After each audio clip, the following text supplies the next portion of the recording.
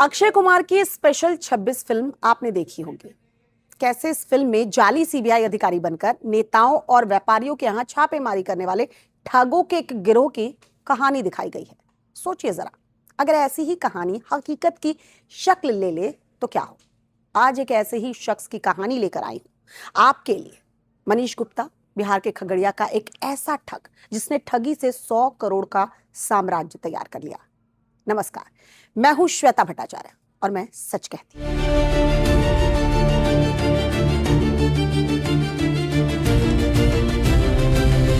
बिहार के खगड़िया में फर्जी आईएएस अफसर मनीष गुप्ता की 100 करोड़ की संपत्ति का पता चला।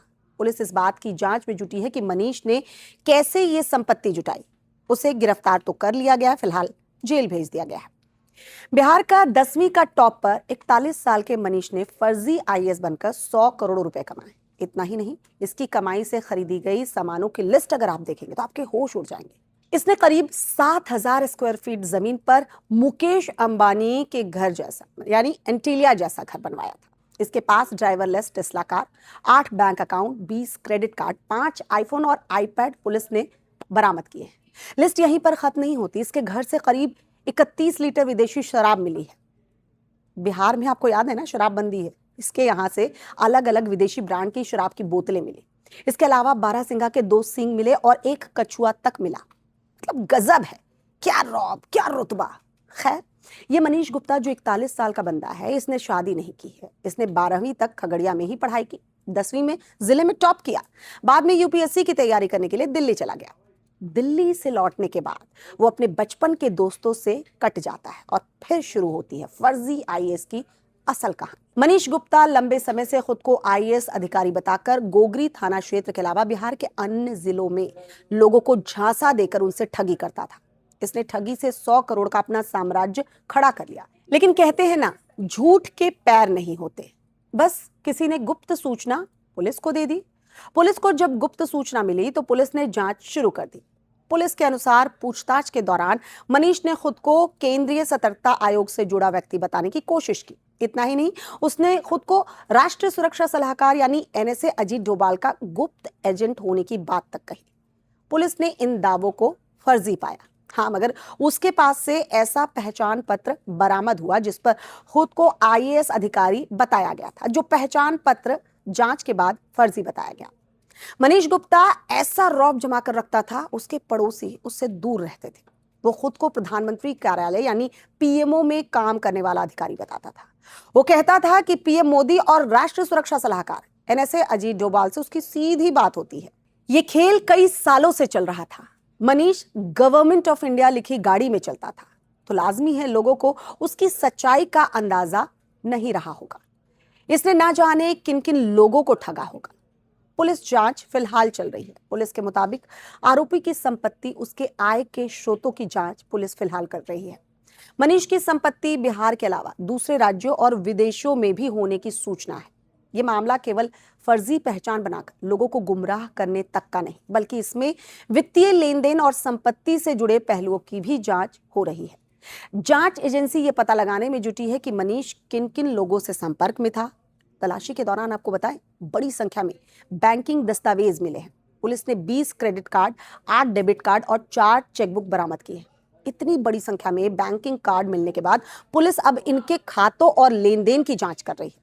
किस कार्ड का इस्तेमाल किसने किया, किन खातों से पैसा आया, कहां ट्रांसफर किया गया, ये जानकारी बैंक स्टेटमेंट और केवाईसी रिकॉर्ड में सामने आ जाएगी। मनीष के नेटवर्क की बात करें, अमेरिका और कनाडा से ट्रांजैक्शन होने की जानकारी भी सामने आ रही है। पुलिस इन ट्रांजैक्शन की डिटेल खंगालने में जुटी हुई है। मनीष गुप्ता का परिवार शिक्षित और प्रतिष्ठित रहा। मनीष के पिता परमेश्वर प्रसाद गुप्ता गोगरी जमालपुर के केडीएस कॉलेज में प्रोफेसर थे। परिवार का यहाँ पुश्तैनी घर है। उसके बड़े भाई संजय कुमार गुप्ता दिल्ली में प्रोफेसर हैं, जबकि एक अन्य भाई डंपी कुमार कनाडा में रहता है।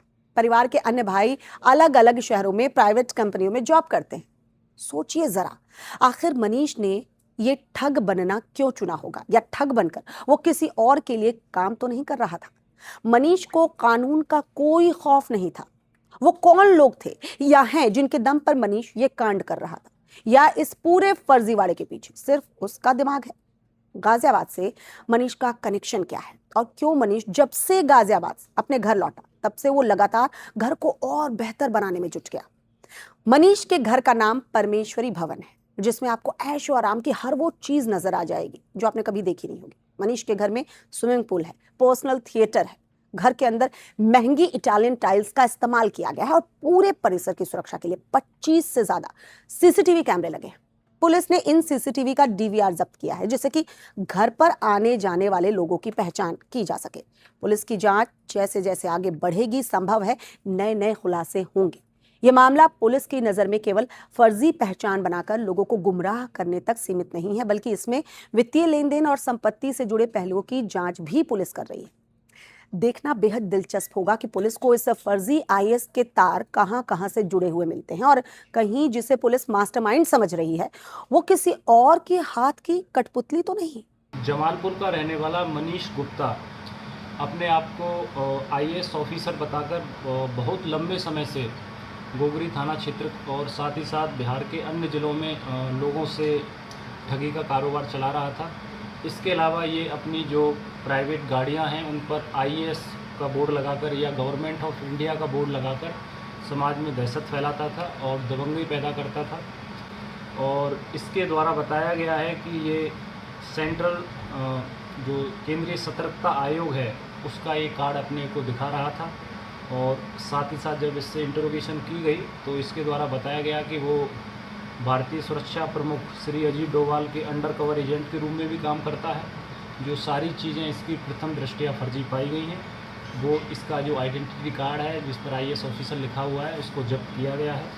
इसके अलावा जब इससे कड़ाई से पूछताछ की गई और इसके घर पर सर्च किया गया तो इसके यहाँ से 31 लीटर के आसपास विदेशी शराब जो विभिन्न विदेशी ब्रांडेड कंपनी की हैं जिनको आयात किया गया है, इंडिया में मंगाया गया है, वो मिली। इसके अलावा इसकी जो लग्जरी लाइफ स्टाइल है उसमें बियर और इसके अलावा जानवर जो एक बारहसिंगा होता है उसके 2 सींग इसके यहाँ से बरामद किए गए जो वाइल्ड लाइफ प्रोटेक्शन एक्ट के तहत दंडनीय अपराध है।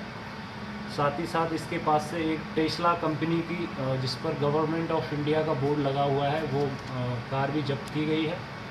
और उल्लेखनीय है कि इस संदर्भ में जो कार जब्त की गई है ये बड़ा जो मॉडल है इसका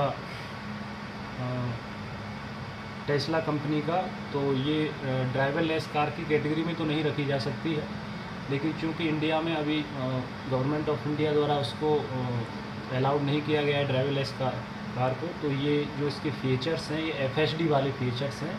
जिनके अलावा एक अन्य गाड़ी जो टाटा सफारी की है उस पर भी गवर्नमेंट ऑफ इंडिया का बोर्ड लगा हुआ है और वो भी इसके पास से जब्त की गई है। इसके अलावा एप्पल कंपनी के 5 मोबाइल फ़ोन इसके पास से जब्त किए गए हैं। विभिन्न कंपनियों उसके बैंकों के इसके पास से 20 क्रेडिट कार्ड बरामद किए गए हैं, 8 डेबिट कार्ड, 4 चेकबुक बरामद की गई है। इसके अलावा बहुत सारे सामान इसके यहाँ से बरामद किए गए हैं जो आपको इसमें डिटेल में प्रेस रिलीज में मिल जाएंगे। और इसकी जो प्रॉपर्टी है उस पर हम लोग उसका मूल्यांकन कर रहे हैं। इसमें जो स्पेशलाइज्ड एजेंसी है विशेषकर ईओयू आर्थिक अपराध इकाई बिहार सरकार, उसकी भी हम लोग मदद लेंगे, क्योंकि मामला न सिर्फ फाइनेंशियल फ्रॉड से जुड़ा हुआ है बल्कि लोगों को गुमराह करना, आईएएस बताकर अपने आप को लोगों में दहशत फैलाना, दबंगई करना, उससे भी ये जुड़ा हुआ है।